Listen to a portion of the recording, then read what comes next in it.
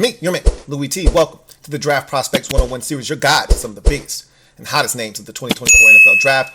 We're talking offensive tackles. And this next guy, I think this is a me thing, right? I'm seeing this guy rated as the number one tackle in this draft, and so many people are hyping him up. And you know what I equate this to? There was a show that recently came out on Disney Plus. It was a Marvel series called Echo. So many people were raving about this series, and I was so excited to watch. Now, it was a good series, and I felt really good after it, and I can't wait for season 2. But the expectation level was so high because of how many people told me that this thing was extraordinary that I went in with these ridiculous expectations that weren't met. That's kind of how I felt about Olu Fashanu, the offensive tackle out of Penn State that we're going to talk about today on the Draft Prospects 101 series. I feel good about him. I don't feel great, however. I don't think he's this elite prospect that everyone was touting at the end of the regular season of the NFL and looking forward to the draft. But again, I think I can say this with 100% confidence. It's going to come down to coaching for this young man. If he gets proper coaching at the next level and he takes to that coaching, he could potentially fulfill the upside that exists within his skill set and game. But right now, he's not a top level tackle to me in this draft. He's not the first or the second guy that I would take. And we're going to talk about why. So let's get to that. And Olu Fashanu's Draft Prospects 101 breakdown. So 6'6", 320 pounds. And you know what's crazy is people think that he can get even bigger, which is insane to me because he's already a big man. But redshirt junior, 29 career games, 21 starts. So not the hardy number you're looking for, right? But I mean, 21 starts is fine. The thing that I don't like is that his starts were broken up because he had 8 starts in 2022. Then he missed the final 5 games of that 2022 season with an injury. Then he picked right up where he left off, started the following season, the all 12 games until the final bowl game in which he opted out to start preparing for the NFL draft. That said, 21 career starts, all at left tackle. So he also can, build on this. He went up against skilled edge rushers in practice every single day. That helps. Iron sharpens iron.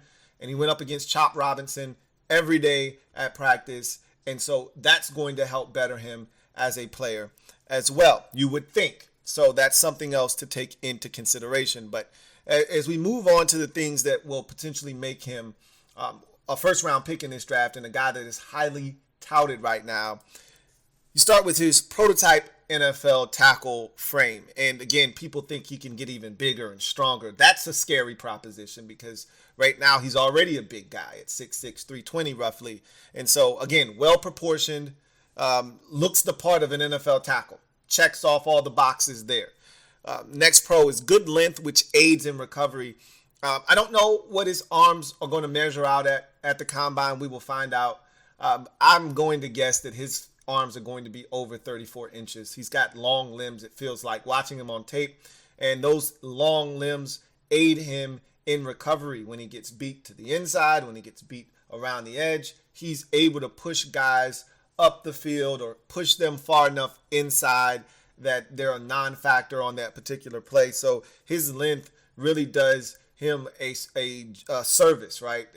It does him justice a lot of times when it comes to him being out of position but still being able to get the job done. When positioned correctly, he stymies pass rushers. When his feet are set, when he's in correct position and the balance is on point, and he locks in, forget about it. You're not going to bull rush him. He's going to anchor down. He's going to sit down. You're not going to move this guy. You're not going to get to the quarterback. That's part of the reason why he hasn't given up a single sack in his collegiate career, which we'll talk about here in a second. One of his superpowers, and I have all of the things that I think he does really well or that are superpowers of his heading into the league right now, highlighted in red. One, he fights battles and plays hard on every snap. Look, you can't coach what's inside the rib cage, as a wise man once said to me. And so I can deal with some of the mishaps. I can deal with some of the shortcomings. If you're able to play hard, you can mask some of those things. And he does that, right? He's playing hard. You can see it on tape. And that's one thing I can really respect about Penn State players in general is in that program, they play hard. It doesn't always equate to wins. They're super athletic. I've always given the Penn State strength and conditioning program the most props of any strength and conditioning program in the nation because their players come out and test better than any players in the country. And those guys also play really hard. And he fits that mold as well.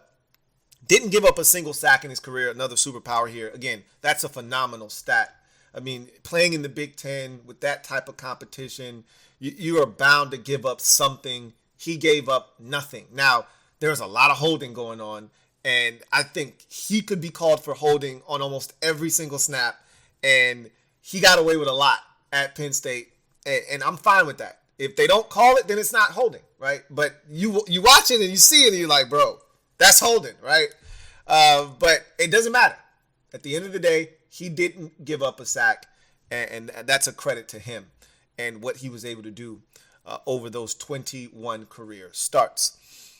Anchors well and creates a wall in the run game. Now, I would like him to move guys in the run game more with his size and his ability. He should be moving guys against their will. He's not doing that. We'll talk about that a little bit later on. But what he does do well is he anchors down. I talked about that earlier. When he's positioned well, feet are set, spread out evenly, he's balanced, and those hands lock into that defender. Forget about it. He sits down, it's done, right? And then creates a wall in the run game. He does a really good job of creating that barrier that you want in between ball carrier and defender. Now, I would love him to create more space, widen that gap, push that defender up the field, make it easier for your back or ball carrier. He doesn't do that, but he does get in the way. I would like him to sustain better. We'll talk about that a little bit later on. But he does initiate contact and does enough to allow the running back to get where they need to go and read his block effectively and cut off of it properly. And then lastly, I think this is probably his best superpower right now, is that he's raw as hell with high upside. Like, he's just scratching the surface. And I think this is what gets everybody excited, is you've got to be able to project. Your offensive line coach has got to look at this guy and say, look, this guy's a slab of clay, and if I can get my hands on him, I'm telling you, I can turn him into an all-pro. That's what gets you excited about Olu Fashanu, is that he has the ability. It's in there. The work ethic, I've heard nothing but good things about his work ethic. He's a team captain. I've heard he's high production, low maintenance. It was one of the quotes that I heard somewhere. So this is a guy that has all of the traits you're looking for. You know, now somebody's just got to get it all out of him. Get the technique right. Get everything where it needs to be for him to be the best player that he can be, the best version of himself. If that happens, look out. But it may not. And here are some of the reasons why it may not as we go to his cons. Predictable right arm jab in pass sets. So I watched a bunch of games. And one thing I could predict with about 80 to 85% hit rate was that the first thing he was going to do when he was in his pass set was he was going to fire that right arm, that right jab. And if I can see that watching 5 or 6 games, what do you think skilled edge rushers and guys who do this for a living are going to do? They're going to devour that thing. You throw that thing out there, and I'm going to chop that thing down so quick, knock you off balance and run right by you, right? Or run you over. And so he's going to have to switch it up. It can't be this right jab that you're throwing out there every single time, every single pass set. You drop back, you get into your stance, you get out of you get into your stance and out of the blocks, and the first thing you want to do is fire off that right jab. This isn't a boxing match. You're not looking to feel out that rusher, right? And be consistent, because again, just like in boxing, you keep throwing that jab and they time it up and maybe bow, you get caught with something, right? He's going to have to start being a little bit diverse with how he sets up shop as a pass protector. Can't be predictable at the next level. Got away with it, to me, in college because pass rushers just aren't that smart. They're not as skilled. Little bit of a different ball game at the highest level there is in the NFL. Hand placement is very erratic. His hands are all over the place. And this is why I said it's going to lead to holding penalties at the next level. He got away with a lot of shit at Penn State, frankly. And I saw some times where they actually flagged him and called him for holding, and he didn't get away with it, but it was few and far between. He could have been flagged for holding, and we say this loosely. Offensive linemen could be flagged for holding on every play. No, I mean it when I say it with this guy. On most reps, he could be called for holding. Hands are all outside the framework. He's grabbing. And look, when as an offensive lineman, you're taught to grab. That's a part of the technique, but you're supposed to do it within the framework so it's not as obvious. He's around guys' necks, outside of their shoulder pads. He's putting guys in sleeper holds, grabbing them around the waist. I'm like, wait a minute, what are we doing right now? A guy spins and he just grabs him by the waist and is doing a cha-cha with him. Like, wait a minute, what's going on right now, right? We got to figure out a better way to put our hands where they need to be or reset the hands, okay? So you didn't get them where you want them initially. You stunned them with the initial punch, reset the hands, put them where they need to go, and then lock his ass up. Right? I think he's got a lot of work to do there. Not enough of a man mover for his size. This really bothers me with offensive linemen sometimes because, again, I have a preference. I like nasty boys, all right? And he's not a nasty boy. He's a nice guy, right? That's fine. I've already said it's not a prerequisite to be a nasty boy to be a good offensive lineman. I think it helps because there's nothing nice about what goes on in the trenches. And so, to me, I watched Mikey Sandwich drill. Michigan nickel/safety. Stand him up and set a physical edge against Olu Fashanu in the Michigan game. Like, wait a minute. I'm like, are my eyes deceiving me? Am I watching a 195, 205-pound safety nickel stand up a 320-pound 6'6" offensive lineman? Am I watching this right? I couldn't believe what I was watching. And he did that. And Fashanu was like, yeah, it's cool. I'm in the way. He's not going to get to the ball carrier, but that's not good enough.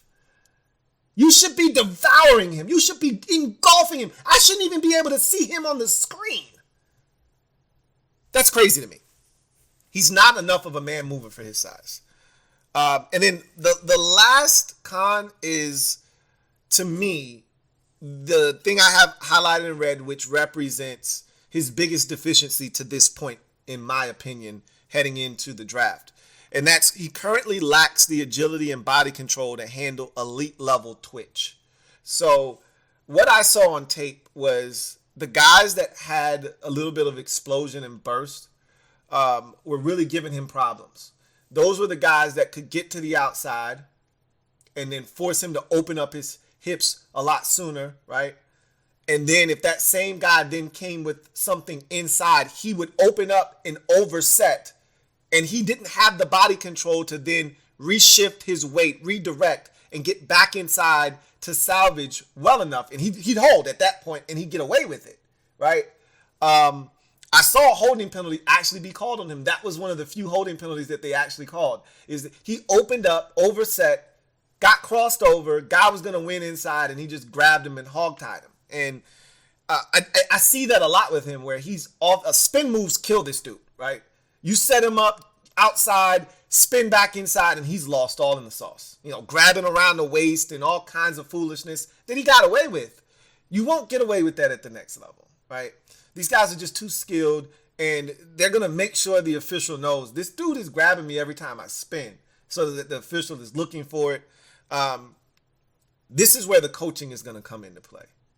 He's going to have to move his feet better, bring his feet with the rest of his body. His upper half is fighting, his lower half is lazy at times, and it falls asleep. Move your feet to catch up with the rest of your body so that you stay in front of defenders, right? And so right now, the body control, the agility, it isn't there, but technique can clean that up. It can meet halfway and cut that deficiency somewhat in half and overcompensate for some of those things that he may be lacking. If he can have the proper technique. The technique isn't there, so now it's highlighting the fact that the agility and body control aren't pristine. If he can clean that up via coaching with better technique, you could have a elite level tackle, an elite level tackle on your hands. That's the question is, will that coaching be presented to him, and will he take to that coaching and take what's being taught on the practice field and execute it flawlessly on the actual field against elite NFL edge rushers? We'll see, right? We'll see. So now you get to what I think are his comps. I've got two, right? One, if he pans out, and then one, if he doesn't pan out the way that everyone projects him to. So the first one, if he does project out well, is Cam Robinson. And that goes to show you how good I think he is. I've got him maxing out as a Cam Robinson type tackle, right? Like Cam Robinson, if I'm not mistaken, was a second round pick. If I'm not mistaken, he could have been late first. I believe he was early second round by Jacksonville. But Cam Robinson, nobody looks at Cam Robinson as an elite tackle. He's really good, right? And you feel good about him on the football field, but he's no world beater, right? That's how I see Olu Fashanu. I see him as a really good tackle if he reaches his potential. Like, I don't see this great prospect that everybody's touting. I just don't see that. If he gets to where I think he can get to, I think he's Cam Robinson. And that's okay. Cam Robinson is still with the team that drafted him. They gave him an extension that tells you that he played well enough that they rewarded him. I think he could be that. Okay? But in the event that the things that I think need to take place don't, and the coaching doesn't meet the talent, or vice versa, then I think he becomes Eric Flowers. Right? This big, hulking figure with all of this talent, but it just never pans out. Flowers then had a career resurrection with kicking inside the guard. Maybe Olu Fashanu has to do that later on in his career. Who knows?